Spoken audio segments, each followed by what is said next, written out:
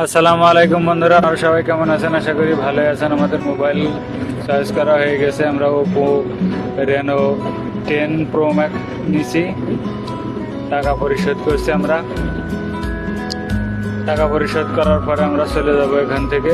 আপনারা যদি মোবাইল কিনতে চান তাহলে এই ভাইয়ের দোকানে আসতে পারেন। এই ভাই কিন্তু টিকটক চালায়, টিকটকে এই লোকের ভিডিও পাওয়া যায়।